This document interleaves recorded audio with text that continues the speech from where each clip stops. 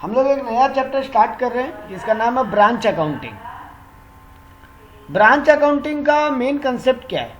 अपने जैसे देखते हैं ना कि एक कंपनी होती है, उसका बहुत सारा ब्रांचेस होता है, तो वो अलग अलग ब्रांच का डिटेल हेड ऑफिस कैसे मेंटेन करता है। तो अकाउंट्स को मेंटेन करने का सिस्टम क्या है? अगर हम लोग बात करें, दो तरीका है।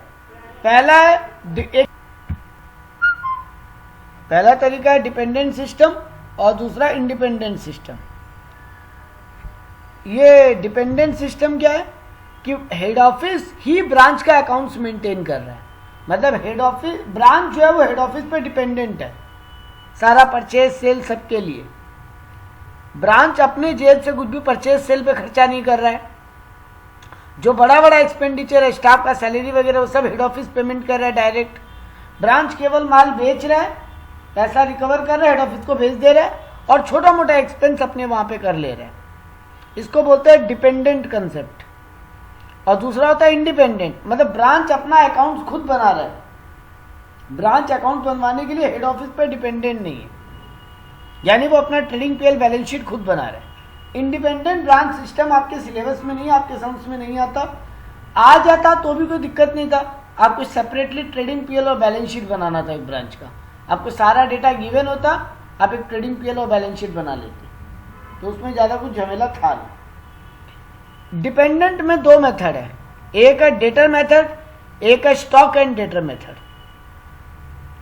एक है डेटर मेथड और दूसरा stock and debtor method. Debtor method में आपको क्या क्या बनाना पड़ेगा? मेन एक ही अकाउंट बनाना पड़ेगा, वो है ब्रांच अकाउंट। डेटर मेथड में आपको मेन एक ही अकाउंट बनाना पड़ेगा, जो है ब्रांच अकाउंट। मतलब in the books of head office branch account. मान लो मेरा 4 ब्रांच है, दिल्ली, मुंबई, कलकत्ता, चेन्नई, और हेड ऑफिस है मेरा कलकत्ता। तो in the books of head office Kolkata Delhi branch account, Chennai branch account, Kolkata branch account, Mumbai branch account. तो वो 4 ब्रांच अकाउंट बनाना पड़ता है। कभी कभी एक मेमोरेंडम ब्रांच बनाना पड़ता है, वो समझ में आएगा तब बात करेंगे। इसके अलावा कभी कभी पेटी कैश एक्सपेंस अकाउंट और कोई छोटा मोटा अकाउंट बनाने बोले तो वो क्वेश्चन बोलेगा, क्वेश्चन नहीं बोलेगा तो आपको बस ब्रांच अकाउंट बनाना है। वैसे ही स्टॉक एंड डेटर मेथड में आपको मेन 2 लेजर बनाने हैं, एक ब्रांच अकाउंट और एक ब्रांच डेटर अकाउंट। 2 लेजर बनाना होगा आपको, एक ब्रांच अकाउंट और एक ब्रांच डेटर अकाउंट। तो स्टॉक एंड डेटर मेथड में 2 लेजर बनेगा मेनली। बाद बाकी goods send to branch account एक छोटा मोटा लेजर है, स्टॉक एडजस्टमेंट अकाउंट एक छोटा मोटा लेजर है। तो वो अदर इंपॉर्टेंट नोट्स में हम लोग बात करेंगे तब आएगा। तो मेनली डेटर मेथड जो फॉलो करते हैं under dependent branch accounting system, तो आपको मेन एक अकाउंट बनाना पड़ता है जिसका नाम है ब्रांच अकाउंट। और अगर stock and debtor method follow करते हैं तो मेन 3 अकाउंट है, branch account, branch debtor account और एक stock adjustment account. Branch account, branch debtor account और एक स्टॉक एडजस्टमेंट अकाउंट। ये 3 लेजर आपको मेनली खोलना पड़ेगा। तो कैसे ये अकाउंट बनेगा उसका बात करते हैं।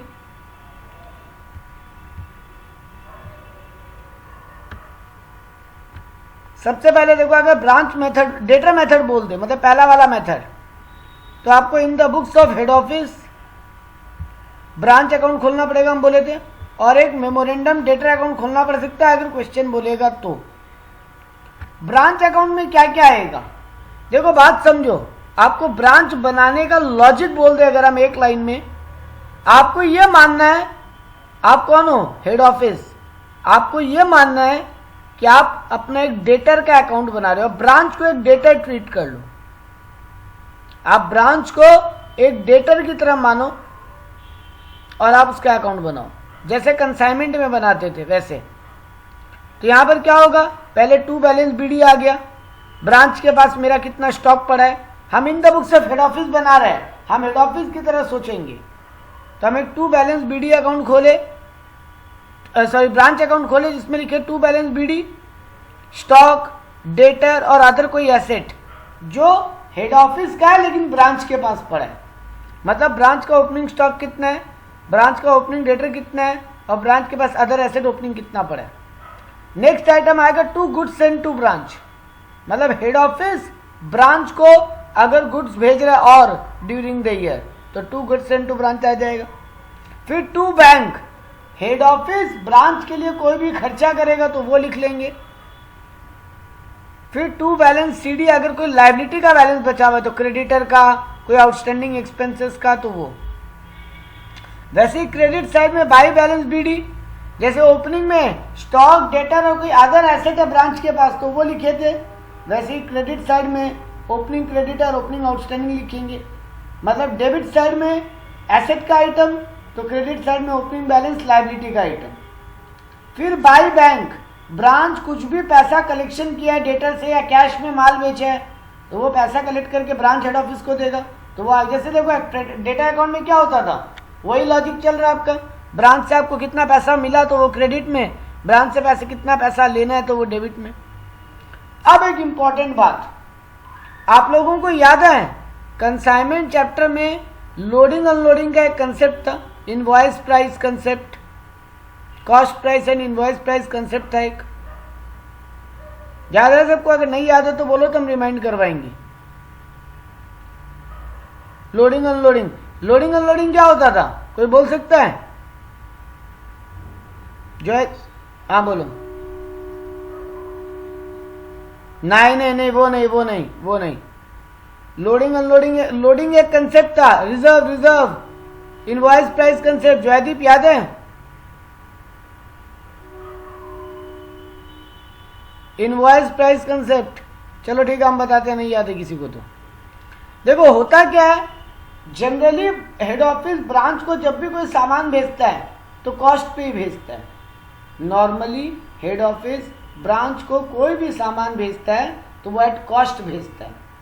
लेकिन कभी कभी ऐसा होता है कि हेड ऑफिस ब्रांच को माल भेज रहा है उसमें प्रॉफिट ऐड करके, उसको बोलते हैं इनवॉइस प्राइस।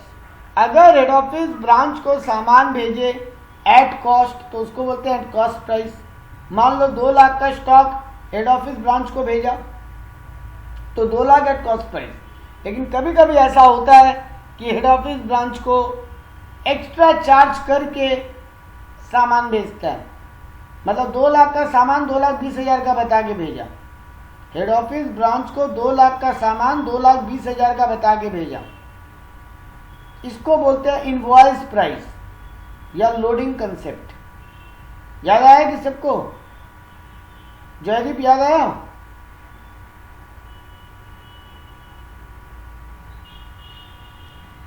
मयंक कभी याद आया? फर्स्ट सेमिस्टर में पढ़े थे कंसाइनमेंट अकाउंट। हाँ, मतलब 2 लाख का सामान हम तुमको बता ही रहा 2,20,000 का, तो यानी तुम लोग ये बोल सकते हो कि एचओ ब्रांच से प्रॉफिट चार्ज कर लिया सर। वो प्रॉफिट के साथ हम फिगर लिखेंगे, लेकिन ऑपोजिट साइड में उस प्रॉफिट को हमको कैंसिल भी करना पड़ेगा, क्योंकि एचओ और ब्रांच एक्चुअली में एक ही कंसेप्ट है। एचओ और ब्रांच एक्चुअली में एक ही एंटिटी है, तो एक दूसरे से प्रॉफिट किस बात का चार्ज कर सकता है। तो इसीलिए हम लोग क्या करेंगे, देखो स्टॉक के ब्रैकेट में हम क्या लिखा, IP, to balance BD, stock के ब्रैकेट में लिखा आईपी, मतलब एट इनवॉइस प्राइस। तो अपोजिट साइड में देखो बाई स्टॉक रिजर्व बोल के लोडिंग लिखा है, बाई स्टॉक रिजर्व लोडिंग। वैसे to goods sent to branch at IP, लेकिन ऑपोजिट साइड में to goods sent to branch bracket में लोडिंग। मतलब अगर हम 2,20,000 लिख रहे हैं डेबिट साइड में तो हम 20,000 कैंसिल कर दे रहे हैं ऑपोजिट साइड में, मतलब ऑटोमेटिक वो कॉस्ट पे ही आ जा रहे हैं। हम लोडिंग को या रिजर्व को, इसको रिजर्व या लोडिंग बोलते हैं, हम ऑपोजिट साइड में कैंसिल कर दे रहे हैं। वैसे ही क्लोजिंग स्टॉक जो ब्रांच के पास बचेगा वो भी आईपी पे होगा, तो उसका भी लोडिंग हम इस साइड कैंसिल करेंगे डेबिट साइड में, टू स्टॉक रिजर्व बोल के। ओपनिंग स्टॉक और क्लोजिंग स्टॉक में जो रिजर्व छुपा हुआ रहता है उसको हम स्टॉक रिजर्व बोलते हैं। बाकी का हम सेम टू सेम नाम लिख के ब्रैकेट में लोडिंग लिख देते हैं, और हम यहां से जनरल पीएल कैलकुलेट कर लेंगे। और अगर डेबिट में बैलेंस बचा तो ग्रॉस जनरल प्रॉफिट, और अगर क्रेडिट में बैलेंस बचा तो जनरल लॉस। अब सर ये मेमोरेंडम अकाउंट क्या काम आएगा? कभी कभी आपको ये नहीं बताएगा क्वेश्चन कि आपका ब्रांच डेटर से कितना कैश कलेक्ट किया, उधार में जो माल बेचा हुआ था उसका कितना कलेक्शन कर लिया। क्योंकि अभी हम क्या बोले, नियम क्या है, ब्रांच जो भी पैसा कलेक्ट करेगा वो हाथों हाथ एचओ को भेज देगा।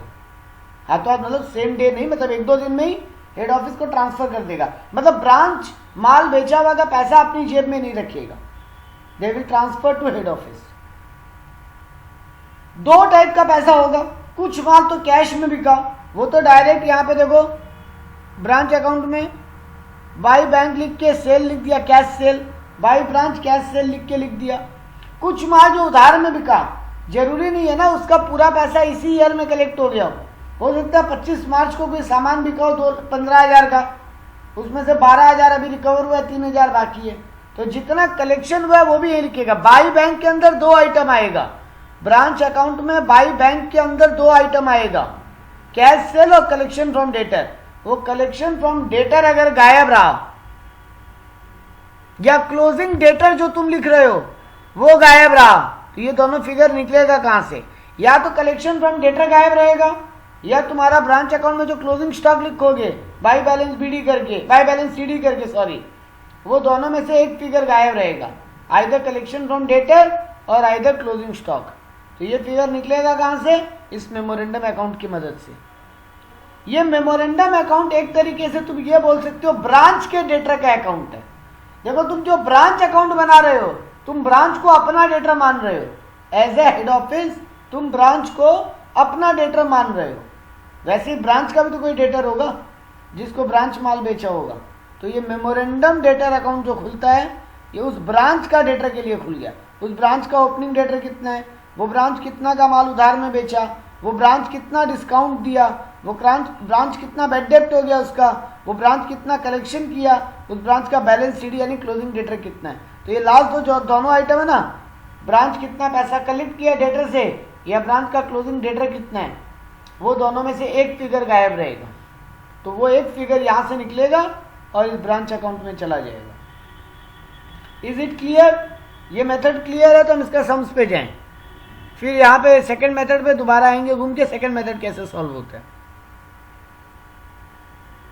कोई डाउट है, कुछ बोलना नहीं तो हम सम्स में जा रहे हैं।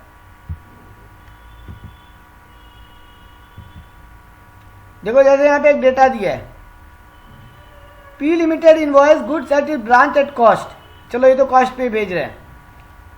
Following particular prepare branch account for the year ended 31 मार्च 2016। आपको ब्रांच अकाउंट बनाने बोला है, आपको बोल रहा है ब्रांच का ओपनिंग स्टॉक है 30,000, ब्रांच का 31 मार्च 2016 का स्टॉक है 36,000 मतलब क्लोजिंग स्टॉक, ब्रांच का ओपनिंग डेटर है 22,000, ब्रांच का क्लोजिंग डेटर है 30,800 और इस बार ब्रांच को गुड्स सेंड टू ब्रांच है 1,80,000 का। इस बार हम ब्रांच को 1,80,000 का माल भेजें। तो ब्रांच का ओपनिंग स्टॉक दिया, ब्रांच का क्लोजिंग स्टॉक दिया, ब्रांच का डेटर, ब्रांच डेटर मतलब ब्रांच से हेड ऑफिस कितना पाता है ईयर एंड में, ब्रांच डेटर बोला है, और ब्रांच का ओपनिंग डेटर क्लोजिंग डेटर बोला है, और कॉस्ट ऑफ गुड्स सोल्ड बोला है। इस बार का ब्रांच को माल कितना भेजे वो बता रहे। आपको और क्या बता रहे? आपको सेल बताया ब्रांच का, कैश में माल बेचा है ब्रांच 90,000 का, क्रेडिट में माल बेचा है ब्रांच 1,40,800 का। Cash receive from the branch debtor है 1,29,000। अब तक ब्रांच के डेटर, ब्रांच अपने डेटर से 1,29,000 कलेक्ट कर पाया है। 1,40,800 का उधार में माल बेचा है, 1,29,000 का कलेक्शन हुआ है। ब्रांच का कुछ एक एक्सपेंसेस भी है पेड बाई एचओ, इसीलिए तो बोले थे डिपेंडेंट मेथड है, यानी ब्रांच हेड ऑफिस पे डिपेंडेंट है, इंडिपेंडेंटली कुछ नहीं कर रहा है।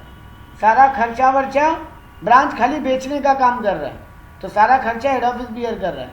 ब्रांच का सैलरी, ब्रांच का रेंट, ब्रांच का पेटी एक्सपेंसेस, अच्छा बेड डेप्ट भी हुआ ब्रांच का 1,000 रुपया, और ब्रांच अपने डेटर को डिस्काउंट भी दिया 2,000 का। आपको बोला prepare branch account in the books of head office. तो देखो in the books of P limited HO branch account बनाया, तो ब्रांच का ओपनिंग स्टॉक, ओपनिंग डेटर दिया हुआ था, दोनों लिख दिया।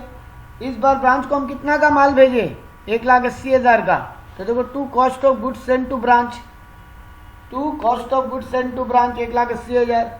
ब्रांच के नाम पे जो भी खर्चा हुआ एचओ की जेब से पैसा गया, तो टू बैंक बोल के सैलरी, रेंट और पेटी एक्सपेंस। अब इधर में ब्रांच कितना कैश में माल बेचा 90,000, और ब्रांच कितना पैसा कलेक्ट करके दिया डेटर से 1,29,000, तो वो भी लिख लिए। ब्रांच का क्लोजिंग स्टॉक कितना है 36,000, देखो एंडिंग में बताया था।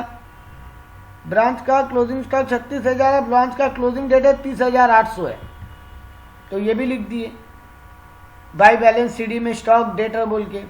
मेरा जनरल पीएल बचा 51,700, मतलब मेरा कौन सा वाला ब्रांच है, ये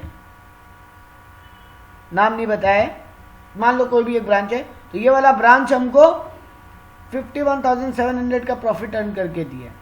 ये डेटा अकाउंट दरकार नहीं था बनाने का, क्योंकि सारा फिगर तो तुमको अवेलेबल था। तुमको क्लोजिंग डेटर भी दिया है ब्रांच का, और तुमको cash receive from the branch भी दिया है, तो ये दोनों दिया है, तो तुमको ये डेटा अकाउंट बनाने का दरकार नहीं, लोग बना के दिखा दिया खाली, ये मैच हो जाना चाहिए ऑटोमेटिकली। देख लो बैलेंस बीडी है 22,000, ओपनिंग डेटर था 22,000, देखो 3rd नंबर आइटम। इस बार माल बेचे हैं ब्रांच को उधार में 1,40,800 का। ब्रांच से कलेक्शन हुआ बाई बैंक 1,29,000, ब्रांच से बेड डेप्ट हुआ है 1000, ब्रांच का डिस्काउंट अलाउड है 2,000, और ब्रांच का क्लोजिंग बैलेंस सीडी है 30,800। तो ब्रांच डेटर अकाउंट अपने आप मैच हो गया। मतलब ब्रांच का डेटर, मेरा डेटर है ब्रांच, हम एचओ है, मेरा डेटर है ब्रांच, ब्रांच का डेटर है एक और आदमी, तो वो वाला अकाउंट मैच हो गया। अगर ये मैच नहीं होता तो आपको यहाँ पे either cash receive from branch गायब होता या फिर closing debtor of the branch गायब होता। इन दोनों में से एक फिगर ये सेकंड अकाउंट वर्किंग बना के निकलता और उसी को वहां पुट कर दिया। कोई query?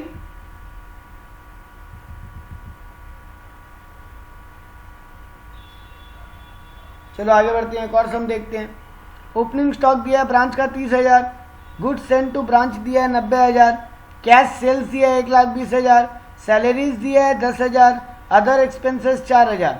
Closing stock could not be ascertain, but it is known that branch usually sell at a cost plus 20%. Branch manager is entitled to commission of 5% on net profit. Branch manager को 5% commission देने का बात हुआ है net profit पे। आपका इस सम में दो चीज गायब है। एक तो डेटा का तो झमेला ही नहीं है इसमें, क्योंकि ब्रांच का ने तो ओपनिंग डेटा दिया ना, क्लोजिंग डेटा निकालने बोला। चलो वो झमेला नहीं है आपके झमेला किस बात को लेकर है? क्लोजिंग स्टॉक का फिगर में आपको खेल दे दिया। आपको ब्रांच का ओपनिंग स्टॉक दिया है 30,000, देखो आप पुट कर दिए टू बैलेंस बीडी स्टॉक 30,000। आपको इस बार ब्रांच को आप माल भेजो 90,000 का, तो लिख दिया to good send to branch 90,000। आप ब्रांच इस बार आपका माल कैश में बेचा है 1,20,000 का, तो आप बाई बैंक बोल के सेल्स लिख दिए 1,20,000, पैसा मिल रहा है चोको ब्रांच से। सैलरी पेमेंट किया 10,000 का और 4,000 का अदर एक्सपेंस, तो वो दोनों भी लिख दिया। मैनेजर को बोला गया है 5% on net profit before charging such commission, तो वो तो बाद में निकलेगा, पहले क्लोजिंग स्टॉक का झमेला सॉल्व करना पड़ेगा, क्योंकि मैनेजर को कमीशन देना है 5% नेट प्रॉफिट पे, तो पहले नेट प्रॉफिट निकालने के लिए हमको क्लोजिंग स्टॉक चाहिए होगा। क्लोजिंग स्टॉक कैसे निकलेगा? बोल रहा है closing stock could not be ascertained, but it is known that branch usually sell at a cost plus 20%। तो ब्रांच यहाँ पे उधार में माल नहीं बेचा है, क्योंकि आपको कोई भी क्रेडिट सेल का कहानी दिया ही नहीं है। मतलब ब्रांच पूरा का पूरा माल जो कैश में बेचा है उसमें 20% प्रॉफिट है। तो अगर हम उसका कॉस्ट निकाल लें तो हमको ओपनिंग स्टॉक पता है ब्रांच का, हमको इस बार माल कितना भेजे वो पता है, और कॉस्ट ऑफ गुड्स सोल्ड अगर हम निकाल लें तो opening plus purchase minus cost of goods sold करें तो मेरा क्लोजिंग स्टॉक आ सकता है। क्या इस बात पे एग्री करते हो? किसी को कोई डाउट है तो बोलो, हम दोबारा रिपीट करते हैं अपना बात को। मेरे को ओपनिंग स्टॉक पता है 30,000 का, हम इस बार ब्रांच को कितना का माल भेजे हमको पता है 90,000 का। मेरा ब्रांच 1,20,000 का सेल किया है, अगर हम उस सेल में से प्रॉफिट निकाल दें तो हमको कॉस्ट पता चल जाएगा कि कितना कॉस्ट का माल इस बार बिका। तो हमको अगर सेल, हमको कॉस्ट ऑफ गुड्स सोल्ड पता है, हमको अगर ओपनिंग स्टॉक पता है, परचेज पता है, तो फॉर्मूला क्या होता है? Opening plus purchase minus closing stock equal to cost of goods sold. Opening plus purchase minus closing stock equals to cost of goods sold. हमको ओपनिंग पता है, परचेज पता है, कॉस्ट ऑफ गुड्स सोल्ड हम निकाल सकते हैं, तो मेरा क्लोजिंग स्टॉक आ जाएगा ऑटोमेटिकली इस फॉर्मूला से। Anybody has any doubt please tell me, नहीं तो फिर हम सॉल्यूशन में जाएं। देखो ये लोग वही किया, 1,20,000 क्या बोला on cost, 20% sell at cost plus 20%, तो 20% मतलब 1/5, 20% मतलब 1/5, लेकिन मेरा फिगर सेल पे है तो हमको इसको 1/6 करना पड़ेगा। तो 1,20,000 इंटू 1/6 यानी 1,20,000 डिवाइडेड बाई 120 इंटू 20 मेरा जीपी निकल के आ जाएगा। 1,20,000 डिवाइडेड बाई 120 इंटू 20 मेरा जीपी निकल के आ जाएगा। 20,000 विल बी माई जीपी। तो 1,00,000 मेरा कॉस्ट ऑफ गुड्स सोल्ड होगा। 1,20,000 का सामान हम बेचे हैं, जिसमें से 20,000 मेरा कॉस्ट ऑफ गुड्स सोल्ड है, सर 20,000 मेरा जीपी है, तो मेरा कॉस्ट ऑफ गुड्स सोल्ड कितना होगा 1,00,000। तो ओपनिंग स्टॉक है 30,000 का मेरे पास पहले से था, 90,000 का हम इस बार ब्रांच को माल भेजे, 30,000 का सामान मेरे पास पहले से था, 90,000 का एक बार भेजे, तो 1,20,000 माइनस COGS करें तो मेरा आ जाएगा क्लोजिंग स्टॉक 20,000। ये तो लोग वैसे सॉल्व किया। Closing stock equal to opening plus goods sold minus cost of goods sold. Opening 30,000 plus 90,000 minus 1,00,000, तो मेरा 20,000 का क्लोजिंग स्टॉक निकल के आ जाएगा। वो हम लिख दिए यहाँ पे क्रेडिट साइड में, by closing stock by balance sheet बोल के स्टॉक। अब हम नेट प्रॉफिट निकाल सकते हैं। 1,20,000 plus 20,000 1,40,000 minus 90 minus 30 minus 10 minus 4,000, तो 1,40,000 माइनस 1,20,000 तो 20,000 माइनस 10,000 तो 10,000 माइनस 4,000 बचा 6,000। 6,000 मेरा नेट प्रॉफिट है। मैनेजर को कमीशन क्या बोला है 5% on net profit before charging such commission. तो फॉर्मूला क्या होना चाहिए, बिफोर चार्जिंग का फॉर्मूला क्या होना चाहिए, net profit into 10/100। After charging होता तो फॉर्मूला क्या बन जाता, नेट प्रॉफिट इंटू 10/110। याद है managerial commission before charging after charging, managerial commission before charging after charging, ये बिफोर चार्जिंग बोला है। तो फॉर्मूला क्या बन जाएगा, amount into rate by 100। Amount है 4,000 नेट प्रॉफिट का, रेट है 6,000, नेट प्रॉफिट है 6,000, रेट है 10% तो 6,000, रेट है 5% सॉरी 6,000 इंटू 5/100। और अगर यही आफ्टर चार्जिंग बोल देता क्वेश्चन में तो 6,000 इंटू 5/105 हो जाता। तो चलो 6,000 इंटू 5/100 निकालेंगे तो 300 रुपया आएगा। तो मैनेजरियल कमीशन लिख दिए 300 रुपया, बाकी मेरा उस ब्रांच से नेट प्रॉफिट बचा। कोई क्वेरी? गाइस हम एक बात रिपीट कर दे रहे हैं, आप लोगों को बोलना पड़ेगा क्वेरी, क्योंकि हम एक्चुअली में रिकॉर्डिंग कर रहे हैं स्क्रीन को, तो हम आपके पेज पे नहीं है, हम अपने सम्स के पेज पे है। आपके पेज पे आएगा तो वो पेज रिकॉर्ड हो जाएगा, फिर सम्स रिकॉर्ड नहीं होगा। और हम चाहते हैं कि रिकॉर्डिंग रहे ताकि आप लोग रिवाइज कर सको। तो कोई क्वेरी है तो आप लोग बोल के पूछ सकते हो, नहीं तो हम आगे बढ़ रहे हैं।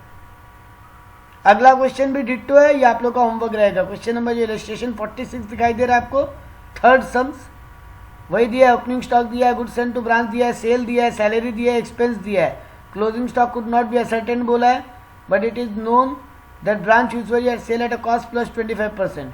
लो आफ्टर चार्जिंग बोल दिया मैनेजर को। यहाँ पे क्या बोला है, branch entitle to manager is entitle to a commission of 4% on net profit after charging such commission. तो यहाँ पे देखो पहले स्टॉक तो नॉर्मली निकाल लिया, जैसे बुद्धि लगाए थे अपने पिछला सम में वैसे स्टॉक निकाल लिया।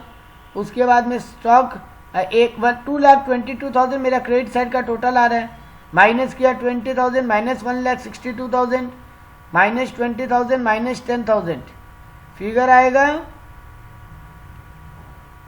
9,400 अगर ऐड करें 10,000 मेरा नेट प्रॉफिट आएगा। 10,000 हाँ 10,000 मेरा नेट प्रॉफिट आएगा। तो मैनेजरियल कमीशन कैसे कैलकुलेट होगा, 10,000 into 10 divided by 110, 10,000 into 10 divide, यहाँ पे कितना कमीशन बोला है 4% बोला, 4%, तो 10,000 into 4 divided by 104, 10,000 into 4 divided by 104 manager का कमीशन निकल आएगा 385 रुपीज़। तो मेरा जनरल पीएल बचेगा 9615। कोई क्वेरी? नेक्स्ट हम इनवॉइस प्राइस का है। इसीलिए हम पूछ रहे हैं, यहाँ कोई क्वेरी है तो बोलो, नहीं तो नेक्स्ट सम में मूव कर रहे हैं। और सॉरी नेक्स्ट सम दूसरे मेथड का ही है, पहले हमको दूसरा मेथड समझाना पड़ेगा, फिर नेक्स्ट सम में जा पाएंगे। चलो ठीक है, फिर हम नेक्स्ट मेथड में जा रहे हैं। देखो नेक्स्ट मेथड का नाम है stock debtor method. Stock debtor method आपको मेनली यहाँ पे 3 लेजर बनाने पे फोकस करना है। पहला लेजर का नाम है ब्रांच स्टॉक अकाउंट। इसमें डेटर का कोई एंट्री नहीं होगा क्योंकि यहाँ पे डेटर अलग से खुल जाएगा, तो आपको खोलना है। देखो पिछला समय क्या था, डेटर और स्टॉक एक ही लेजर में एंट्री कर दे रहे थे। ब्रांच डेटर ब्रांच स्टॉक को एक ही लेजर में एंट्री कर दे रहे थे ब्रांच अकाउंट में। यहाँ पे आपको 3 लेजर अलग से खोल देना है, branch debtor account, branch stock account और ब्रांच स्टॉक एडजस्टमेंट अकाउंट। ये 3 लेजर यहाँ पे खोलना है। ब्रांच अकाउंट में क्या कर रहे थे, लोडिंग उल्टा साइड में लिखने का बात कर रहे थे। अगर लोडिंग होगा सब में तो उल्टा साइड में, यहाँ लोडिंग के लिए अलग से अकाउंट खोल दिया और कुछ नहीं है। आपको ब्रांच स्टॉक और ब्रांच डेटर अकाउंट बनाना आ जाएगा, बहुत नॉर्मल है। अब ब्रांच स्टॉक अकाउंट में जो भी इनवॉइस प्राइस पे झमेला होगा वो सारा ब्रांच स्टॉक एडजस्टमेंट अकाउंट में ट्रांसफर करना है और प्रॉफिट वहां से कैलकुलेट होगा। I repeat my self, branch stock account को नॉर्मली बनाना है, ब्रांच डेटर अकाउंट को नॉर्मली बनाना है, इनवॉइस प्राइस पे ही लिखना है फिगर को। जो भी इनवॉइस प्राइस का लोडिंग है, जिसको अभी हम लोग रिजर्व बोले थे, हम लोग क्या सीखे थे, जिधर इनवॉइस प्राइस लिख रहे हैं लोडिंग उसके ऑपोजिट साइड में कैंसिल करते हैं। बट इस मेथड में अलग से एक लेजर खुल रहा है जिसका नाम है ब्रांच स्टॉक एडजस्टमेंट अकाउंट, और लोडिंग को हम लोग वहां कैंसिल करेंगे अलग से। हम लोग सेम अकाउंट में रिजर्व को कैंसिल नहीं करेंगे, हम लोग रिजर्व को कैंसिल करेंगे अलग अकाउंट। तो आओ एक सम देखते हैं ताकि बेटर पिक्चर क्लियर हो। ये देखो, Kolkata head office send goods to branch at Mumbai at cost plus 20%। Kolkata का जो एचओ है वो अपने मुंबई ब्रांच को कॉस्ट प्लस 20% प्रॉफिट ऐड करके सामान भेजता है। हो गया ना invoice price. From the following particular prepare branch stock account, branch stock adjustment account. यहाँ डेटा अकाउंट बनाने नहीं बोला क्योंकि डेटा का डेटा दिया नहीं है, वो शायद नेक्स्ट सम में आ जाएगा, चिंता नहीं है। तो आपको यहाँ पे बोला ब्रांच स्टॉक अकाउंट और branch stock debtor account, sorry branch stock account और ब्रांच स्टॉक एडजस्टमेंट अकाउंट दोनों खोलने बोला, और यही 2 मेन अकाउंट चाहिए था आपको। तो देखो यहाँ पे क्या क्या डेटा दिया है। ओपनिंग स्टॉक बोला ब्रांच का 9600 है, closing stock sorry opening branch का डेटर बोला है 3 लाख है, क्लोजिंग ब्रांच का स्टॉक बोला है 16800। इस बार ब्रांच को सामान भेजे इनवॉइस प्राइस पे 2,89,800। टोटल सेल हुआ ब्रांच का 2,58,000, जिसमें से और कैश सेल हुआ है 1,38,000। Total sale 2,58,000। Cash receive from debtor है इस बार का 1,10,000। आपको बोला है ब्रांच स्टॉक अकाउंट बनाने और ब्रांच स्टॉक एडजस्टमेंट अकाउंट बनाने। हम इस स्टॉक अकाउंट में सिर्फ स्टॉक का डिटेल आएगा, डेटा का नहीं। तो देखो क्या क्या हुआ। पहला भाई बैलेंस बीडी 9,600, ओपनिंग स्टॉक 9,600। इस बार और कितना माल भेजे ब्रांच को, 2,89,800 का, तो 2,89,800 लिख दिया। 2 गुड्स सेंड टू ब्रांच 860 होगा, वो क्वेश्चन में गलत छपा है, 2,89,860 होगा वो, वहां पे करेक्शन करके कोई लिखा भी है, देखो 2,89,860 होगा वो। तो 2 गुड्स सेंड टू ब्रांच 2,89,860। अभी आप लोग हमको बताओ इन दोनों में ही लोडिंग है कि नहीं है। इन दोनों में ओपनिंग स्टॉक जो ब्रांच के पास पड़ा है और इस बार जो हम ब्रांच को नया स्टॉक भेजे, इन दोनों में इनवॉइस घुसा हुआ है कि नहीं घुसा हुआ है, लोडिंग घुसा हुआ है कि नहीं घुसा हुआ है। बिल्कुल घुसा हुआ है, सही बात है। आपको स्टार्टिंग में बोल दिया है कि ब्रांच, क्योंकि देखो ओपनिंग स्टॉक भी ब्रांच के पास कहां से आया होगा, एचओ से ही ना। ओपनिंग स्टॉक भी ब्रांच के पास कहां से आया होगा, क्योंकि ब्रांच अपना परचेजिंग तो कुछ करता नहीं है, ब्रांच तो टोटली डिपेंडेंट है हेड ऑफिस के ऊपर। तो हेड ऑफिस ही परचेज करता होगा। तो ब्रांच के पास जो स्टॉक बचा हुआ है शुरुआत में साल का, तो ऑब्वियस बात है पिछले साल ब्रांच हेड ऑफिस से आया होगा। और हेड ऑफिस जब भी माल भेज रहा है 20% प्रॉफिट ऐड करके भेज रहे हैं। तो हमको लोडिंग का फिगर बताओ कितना होगा ओपनिंग स्टॉक में। कैसे निकालोगे, फॉर्मूला बोलो खाली।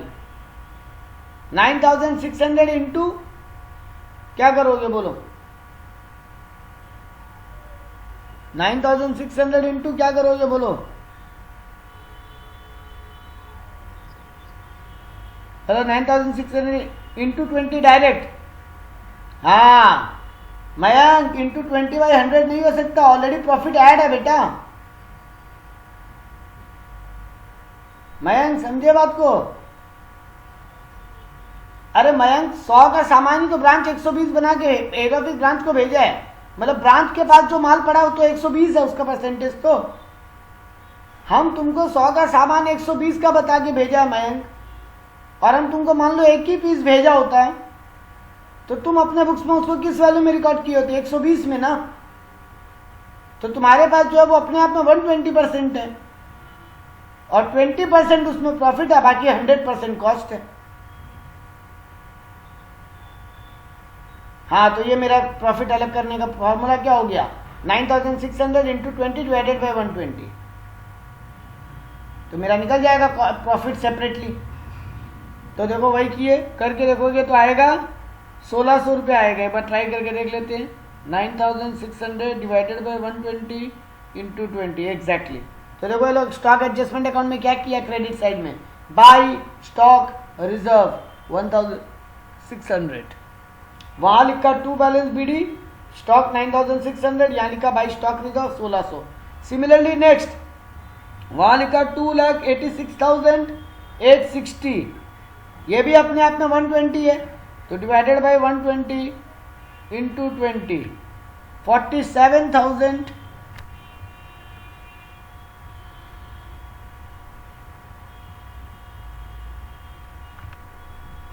2,89,860 ना, वही तो हम भी किए थे। ओ सॉरी 2,89,860 डिवाइडेड बाई 120 इंटू 20, हाँ 48,310 48,310 उसका लोडिंग ऑपोजिट साइड में कैंसिल कर दिए। 48,120 लोडिंग कैंसिल कर दिए। ठीक है, कोई प्रॉब्लम?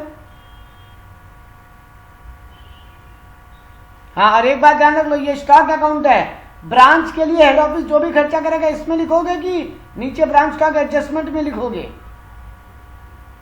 नहीं नहीं मयंक, स्टॉक एडजस्टमेंट अकाउंट बना क्यों रहे हो मयंक? प्रॉफिट निकालने के लिए ना। अल्टीमेटली हम क्या बोले थे, पूरा प्रॉफिट कहां से कैलकुलेट होगा? अरे वो तो स्टॉक अकाउंट है बेटा। स्टॉक अकाउंट में कब से खर्चा लिखने लग गए? ब्रांच का डे टू डे खर्चा स्टॉक के लेजर में क्यों लिखोगे? पिछला मेथड में ब्रांच अकाउंट ही बना रहे थे, तो ब्रांच का सब कुछ एक ही अकाउंट में उड़ेल दे रहे थे। लेकिन यहाँ एक ही अकाउंट में सब कुछ नहीं डाल सकते हम लोग। और ये स्टॉक अकाउंट है, ये ब्रांच स्टॉक एडजस्टमेंट अकाउंट बना ही इसीलिए रहे हैं कि एग्जैक्टली प्रॉफिट कितना हो रहा है वो कैलकुलेट करने के लिए। इसीलिए जो प्रॉफिट हो नहीं रहा उसको पहले ही कैंसिल कर दे रहे। ठीक है, सबको क्लियर है? किसी को डाउट हो तो बोल सकते हो। चलो ठीक है, आगे बढ़ते हैं। अभी देखो ब्रांच स्टॉक अकाउंट के क्रेडिट साइड में क्या हुआ, ब्रांच जितना में कैश में माल बेचा वो लिख लिया 1,38,000। ब्रांच जितना भी कैश में माल बेचा वो लिख लिया 1,38,000। टोटल सेल है ब्रांच का 2,58,000 और कैश रिसीव फ्रॉम डेटर है 1,10,000। अब यहां ध्यान रख लेना, ये क्या अकाउंट बना रहे हो? Stock account. यहां डेटर से कितना कलेक्शन हुआ वो नहीं लिखना है, यहां टोटल सेल ही आएगा, लेकिन तोड़ के लिखना पड़ेगा। तो ये सेकंड इंपॉर्टेंट बात याद रख लेना। ब्रांच स्टॉक अकाउंट में टोटल स्टॉक अकाउंट जब बनाते हो टोटल जितना माल निकल गया पूरा लिखते हो ना। स्टॉक अकाउंट जब बनाते हो टोटल जितना माल आया डेबिट में लिखते हो और टोटल जितना माल निकल गया वो क्रेडिट में लिखते हो। तो उधार में बेचा या कैश में बेचा उससे क्या फर्क पड़ता है, माल तो पूरा ही निकला है। स्टॉक अकाउंट तो पूरा ही कम होगा। तो इसीलिए कैश सेल और क्रेडिट सेल दोनों लिखेंगे वहां पे। लेकिन तोड़ के अलग अलग। देखो इसलिए 1,20,000 को हम गोला मारा हुआ है। मेरा टोटल सेल कितना है 2,58,000, जिसमें से कैश सेल कितना है 1,38,000। तो कैश क्रेडिट सेल कितना हो गया 2,58,000 माइनस 1,38,000, 1,20,000 मेरा क्रेडिट सेल हुआ। वो हम वहां पे ब्रांच डेटर बोल के लिख दिया। तो ये ध्यान रखना। दूसरा इंपॉर्टेंट डिफरेंस, पिछला मेथड से 2 डिफरेंस यहाँ पे आ गया या 3 डिफरेंस आ गया अब तक पिछला मेथड से। पिछला मेथड में ओपनिंग डेटर, ओपनिंग स्टॉक सब, क्लोजिंग डेटर, क्लोजिंग स्टॉक सब लिख दे रहे थे एक ही में। यहाँ स्टॉक अकाउंट में सिर्फ स्टॉक का डिटेल लिख रहे हैं। पिछला मेथड में लोडिंग उसी अकाउंट में उल्टा साइड कैंसिल हो जाता था, यहाँ पे नया अकाउंट बना के कैंसिल कर रहे हैं, स्टॉक एडजस्टमेंट अकाउंट। पिछला मेथड में कैश सेल और कलेक्शन फ्रॉम डेटर आता था खाली ब्रांच अकाउंट में, यहाँ पे टोटल सेल आएगा, कैश और क्रेडिट दोनों, बट अलग अलग शो करेंगे। और चौथा डिफरेंस, सारा एक्सपेंडिचर भी वहां ब्रांच अकाउंट में डाल देते थे और वहीं से प्रॉफिट कैलकुलेट होता था जनरल पीएल। यहाँ पे जनरल पीएल कैलकुलेट होगा स्टॉक एडजस्टमेंट अकाउंट से। ये क्लियर है सबको?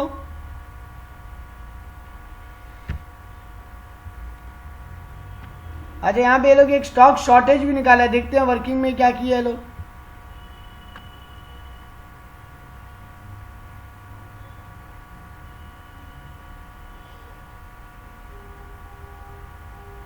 एक मिनट, ये लोग स्टॉक शॉर्टेज कहां से निकाला है?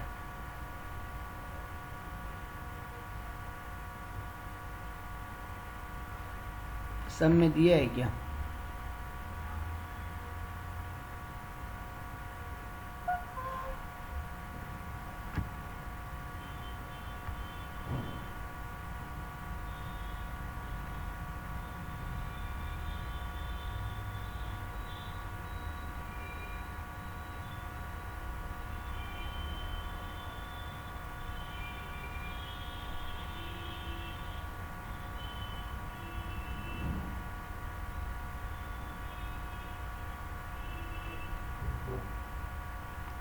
यहाँ पे दिया नहीं है ये लोग। ये स्टॉक शॉर्टेज कैसे निकाला है देखना पड़ेगा। और balance CD of the close stock तो 16,800 दिया था क्लोजिंग स्टॉक। अच्छा ठीक है ठीक है ठीक है।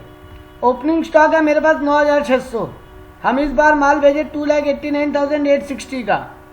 मेरे पास कैश सेल है 1,38,000, ब्रांच डेटर है 1,20,000 और मेरा क्लोजिंग स्टॉक हो रहा है 16,800। अभी भी स्टॉक कम पड़ रहा है, मेरा बोथ साइड मैच नहीं हो रहा है अभी भी। तो जो कम पड़ेगा वो स्टॉक शॉर्टेज के नाम से लिख देंगे। जो कम पड़ेगा वो लॉस, एबनॉर्मल लॉस। याद करो प्रोसेस अकाउंट बनाते थे कॉस्टिंग में, क्रेडिट साइड में बैलेंस शॉर्ट पड़ता था, उसका क्या करते थे एबनॉर्मल लॉस। तो वो एबनॉर्मल लॉस ये लोग यहाँ पे लिख दिया। क्लियर है ये सबको? हाँ बोलो। हम बोल रहे हैं दोबारा सुनो जयदीप। तुम्हारे पास जयदीप ऑन रहना माइक पे। तुम्हारे पास ओपनिंग स्टॉक कितना है 9,600।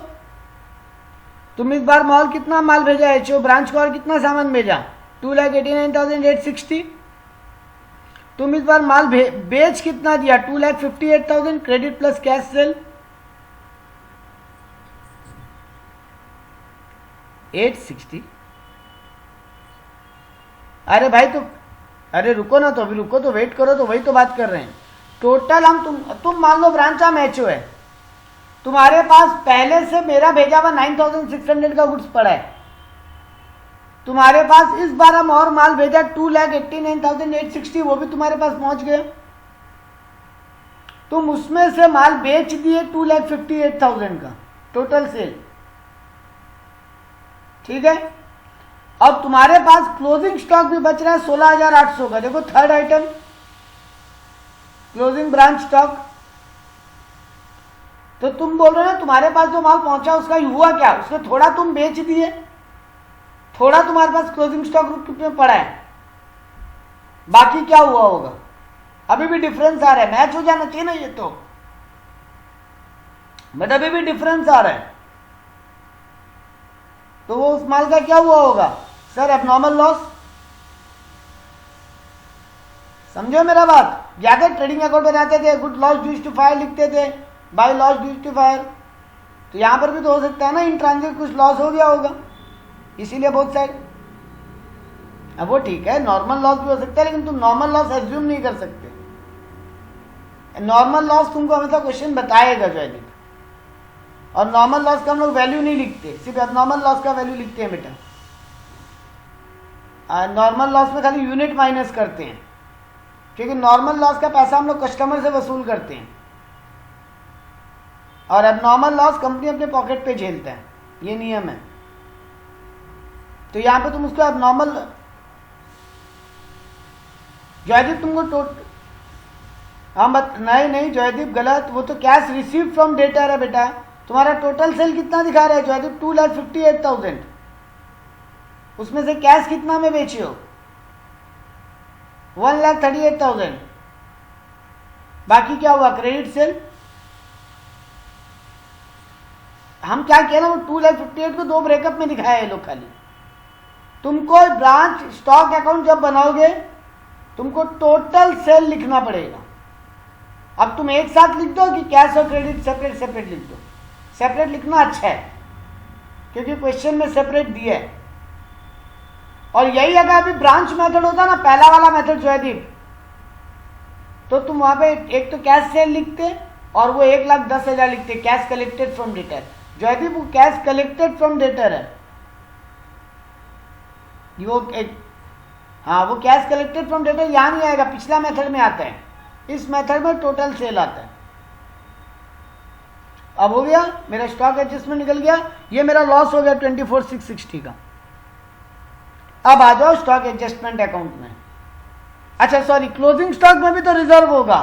तुम्हारे पास बैलेंस सीडी बच रहा है 16,800, उसमें भी तो लोडिंग होगा। निकालो भाई, 16,800 डिवाइडेड बाई 120 इंटू 20, तो 2,800 का लोडिंग है। देखो भाई स्टॉक रिजर्व लिखा है स्टॉक एडजस्टमेंट अकाउंट में। तो ओपनिंग स्टॉक और इस बार जो माल भेजे उसका रिजर्व लिख दिए स्टॉक एडजस्टमेंट अकाउंट के क्रेडिट साइड में।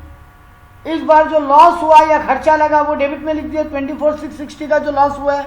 और अगर कोई एक्सपेंडिचर दिया होता क्वेश्चन में कि ब्रांच के लिए सैलरी का खर्चा हुआ, ब्रांच के लिए रेंट का खर्चा हुआ, तो वो भी स्टॉक एडजस्टमेंट अकाउंट के डेबिट में लिख देते। स्टॉक रिजर्व जो क्लोजिंग स्टॉक का स्टॉक रिजर्व था वो भी डेबिट में लिख दिए स्टॉक एडजस्टमेंट अकाउंट के। फाइनली मेरा प्रॉफिट बचा जनरल पीएल। तो इस बार हम इतना प्रॉफिट कमाए उस मुंबई ब्रांच से। Is this clear to all? किसी का कोई डाउट क्वेरी है तो बोलो।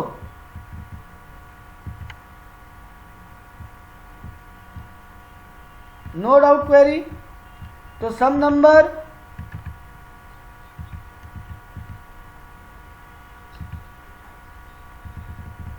कौन सा लास्ट वाला पार्ट?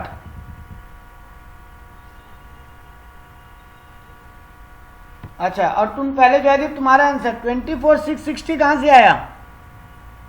यानी एबनॉर्मल लॉस कहां से आया? जयदीप बैलेंसिंग फिगर तो एबनॉर्मल लॉस ही बचेगा ना। तुम्हारा डेबिट में आ रहा है दो फिगर, 9,600, 2,89,860। हाँ ये बैलेंसिंग फिगर है जयदीप। यही तो होता है ना, अपनी यही तो ढूंढते हैं कि एक जयदीप फिगर में समझ, हम तुमको 100 पीस भेजा, तुम 80 पीस बेच दिया, तेरे पास अभी भी 15 पीस पड़ा है। बैलेंस मैच, पूरा स्टॉक मैच हो रहा है। वापस सुनना तुम, 5 का क्या हुआ होगा जयदीप? Loss, accidental loss. हाँ कुछ भी हुआ होगा, माल खराब हो गया, खत्म हो गया, एबनॉर्मल लॉस हो गया। हम सीधा जवाब में बोले तो कैसे निकाला ये तुम 5? बैलेंसिंग फिगर ने निकाला कि भाई मेरे पास तो 100 पीस आया था, 80 हम बेचे, 15 अभी भी गोडाउन में पड़ा है, 5 अच्छा 5 ही नुकसान हुए। तो वही तो ये लोग किया।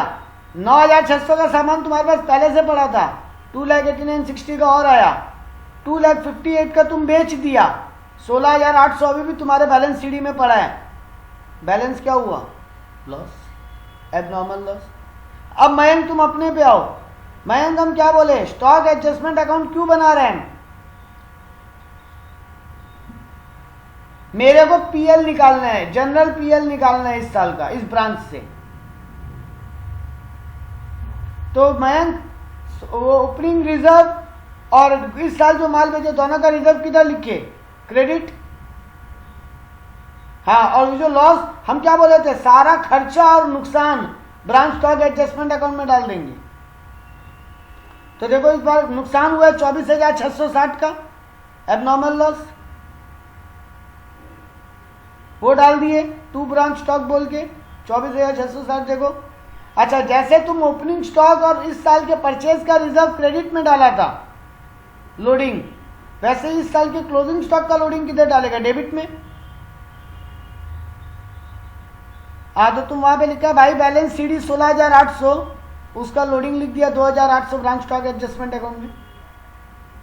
अब अगर और खर्चा भी देता मैं तुमको कि ब्रांच के नाम पे सैलरी पेमेंट हुआ, ब्रांच के नाम पे रेंट पेमेंट हुआ, तो वो भी यहां लिख देते डेबिट में ही। अब जो बैलेंस बचता वो मेरा इस साल का जनरल प्रॉफिट होता। अब समझ में आया? किसी और को कोई डाउट हो तो बिंदास बोलो, हम स्टॉप पॉज कर रहे हैं वीडियो को, उसके बाद में आपके पास आ रहा है। आप लोगों का होमवर्क होगा क्वेश्चन नंबर 46 और क्वेश्चन नंबर 48, 46, 48 आपका होमवर्क होगा। और नेक्स्ट क्लास हम लोग ऑनर्स पेपर सॉल्व करना स्टार्ट करेंगे। हम एक पीडीएफ दिया आपको जिसमें ऑनर्स का सम्स भी है, नोट्स भी है, तो आपको यही सम प्रैक्टिस करने से काम मिल जाएगा, क्योंकि सारा ऑनर्स पेपर का सम्स है जो आपके ऑनर्स एग्जाम में आया हुआ है बीकॉम की। तो आप लोगों का होमवर्क है 46 और 48, 46 और 48 आप लोग घर में करोगे, और कोई भी डाउट होगा हमको कल पूछोगे और हम तब ऑनर्स पेपर में मूव करेगा।